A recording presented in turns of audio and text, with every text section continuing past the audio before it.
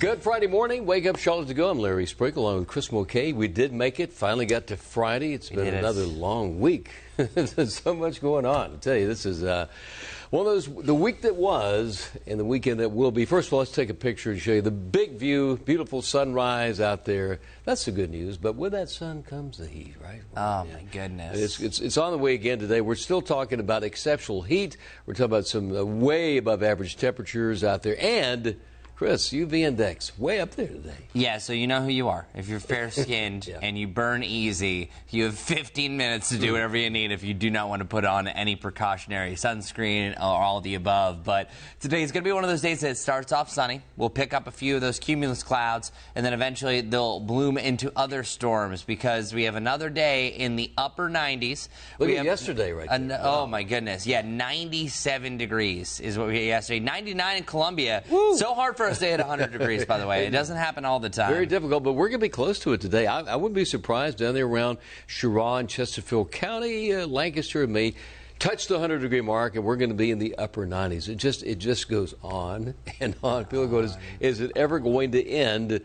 Yeah, then, you know, when you look at that map right there, Chris, look at the territory that the heat advisories include. That is millions, multi-millions of people again today, including the Carolinas. Yeah, and we're pretty close to being under one of these. I think we're just missing our heat index by a couple degrees, so we could still feel like the lower 100s. Really, when it's feeling like over 105, that's where we have one of these. And it's actually been, I have another graphic over on the traffic computer. The last 2 days, the peak heat index for Charlotte was 107 degrees. Now, it only felt like 96 at its hottest on Tuesday. That's because that was that busted forecast with the rain. Yeah. And then 101 on Monday. We're pretty much back to what we were feeling on Monday, definitely with that heat and humidity. Yeah, let's go back to the other computer. Yeah, the other issue we're going to be dealing with is, once again today, we had some big storms yesterday, and really it's more the same for the afternoon.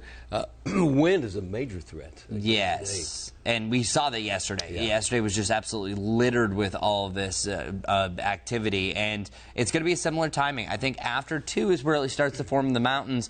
After 4 o'clock is a better chance for the Charlotte area, but just like yesterday, one storm turns into 2, 2 can turn into a line. A line of storms is where you have the best chance for widespread wind damage like what we had yesterday. We saw a lot of outflow situation with these outflows. It's like a little front that forms, but you can see this is around 5 o'clock. That's a big-time storm system from Chester to Rock Hill. Does include South Charlotte all the way to Cheraw and Rockingham. Big storms over there. This almost totally matches what we saw yesterday afternoon between about 3 and 7.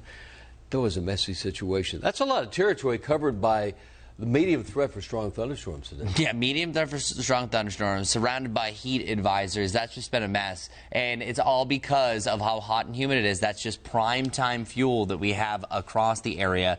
And hour by hour, as you can see here, there will be a drop-off in temperatures once it does rain. So I think, yeah, Larry, you nailed it. What you saw yesterday, we're going to do it again. Yeah. You're going to see a decent day, hot and humid, and then all of a sudden the skies turn dark, and then you have a chance for storms to end the day. On the way home, yesterday was just a nightmare on the commute home, so be aware of that today. Every time I look at this, I go, wait a minute, is that right? Is Sunday an anomaly? Could it happen? But it looks like Sunday's just going to be perfect. Gosh, it's going to feel good, too. This is the time that you want to take advantage of being outside. If you have anything to do where you need something to dry out better, like you're painting, that's what I've been trying to do. It's been so humid, it takes forever.